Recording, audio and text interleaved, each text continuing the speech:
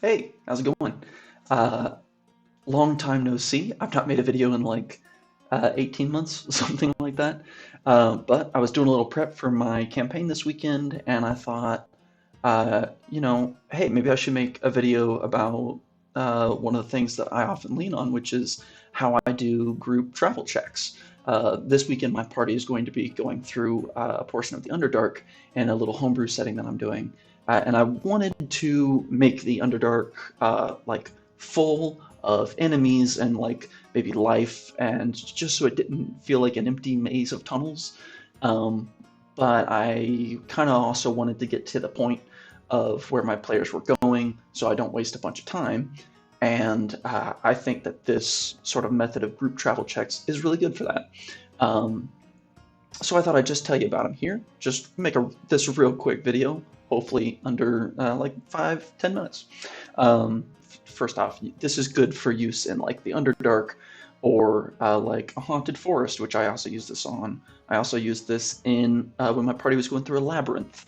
This is very good for um, lots of time to travel, and you want it to feel lively, but like me, you don't know how to narrate travel very well. Um, so this is good for kind of all those situations. Um, but anyway, back to it. Um, I let everyone of my PCs choose a skill that they want to use to help the party or help themselves while traveling. Uh, that makes sense to do. So this kind of excludes the charisma-based checks, but if a party member wants to use stealth and kind of scout ahead and make sure that they're not running into any enemy camps or something like that, yeah, you can use stealth. Another person, I've got good perception. I want to use my perception to just keep a lookout, make sure we're not walking into any obvious traps or anything like that. Absolutely. Someone wants to use investigation or nature or something. Let the PC decide what they want to use and then pitch to you how they could make that useful for them or the party. For a lot of stuff, it makes sense. If you're walking through the forest, somebody like your druid is good at nature, they don't have to pitch you very hard on that. But if you're just kind of walking in an open field and somebody says, I want to use my investigation skill, that might be a little bit of a harder sell. So it's up to you, the DM, to decide. Players, it's up to you to be creative. Whether or not you use your most like highest rated skill or whatever, your plus 10, whatever you might have. You kind of have to, in game, in world, clarify why you're using that skill and how it would be helpful. So it kind of adds a little bit of creativity. Secondly, in order to make the DC for a group check, I have all the players roll, and then you add up all the numbers, right, into one great big pool. So if this person rolls stealth, this person rolls perception, that person rolls nature. No matter what the skill is, if you've said, okay, this makes sense in your certain situation, I'll let you go ahead and roll it. Then you just add all the numbers up, and whatever that total number is, that's what you set against the DC that you've set for that check. Now, what I would do in order to set that DC is determine how difficult it would be if you had just one player doing it. So like if it's meandering through just a normal forest and it's trying to find a certain something, maybe you say roll a survival check of DC 15. If it's DC 15, then you take that number that you would apply to just one person and you multiply it by the number of PCs in your group. So in my case, I've got 5 people in my party. If it's a DC, let's just say it's a DC 20, because that would make for an even group DC of 100. See how I did that? And then you can, if that seems a little too high, maybe you can lower it a little bit. You can fudge it from there if you want. But the thing to remember is that on this group DC check, everything can kind of balance itself out.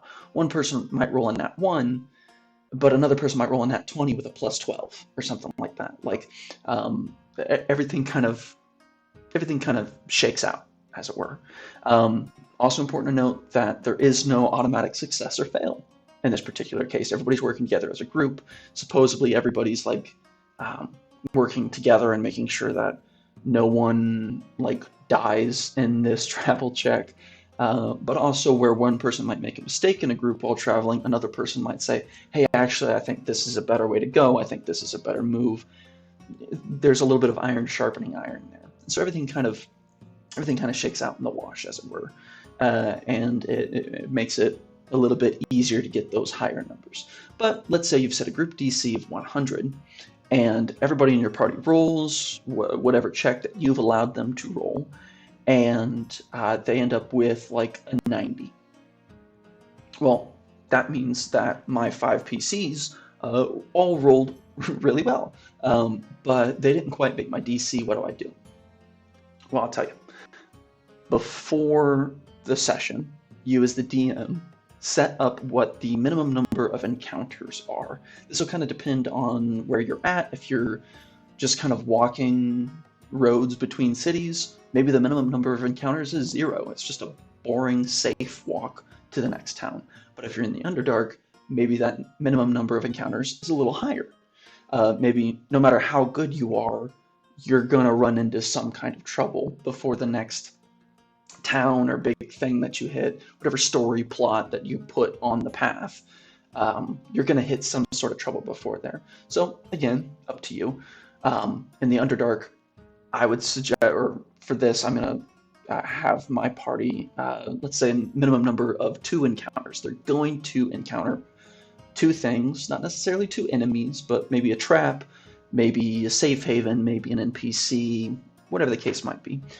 They're going to encounter 2 things before they reach the next story destination.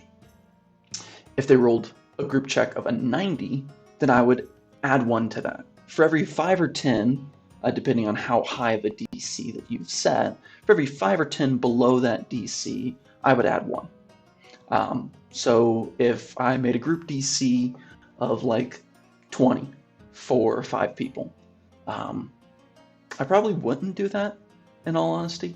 Wouldn't go that low, just give it to them at that point. But let's say that you've set a group DC of 50 for 5 people, still relatively easy, and they get like a 40 or a 45. You know, that's maybe you're adding 2 for a group check of 40 at that point. It's 10 lower, but the DC was much easier. Maybe you'd add an extra 1 on top of that.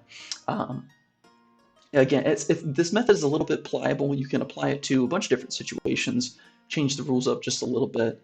I would highly recommend using it. I lean on it all the time. It's a great tool to keep in my DM toolkit, and it's helped me out a lot when I wanted to include some form of travel and didn't want to make it super boring and super uninteresting and make the world feel like it was empty between cities.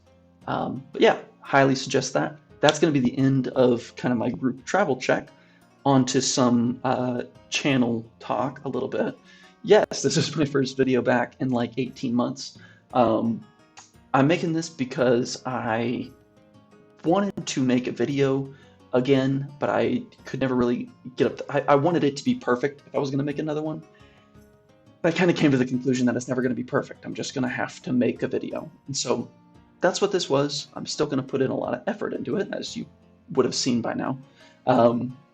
But I know it's not going to be perfect. And so I thought I'd just jump back in and do something. I do have 2 more video ideas kind of bouncing around in my head right now.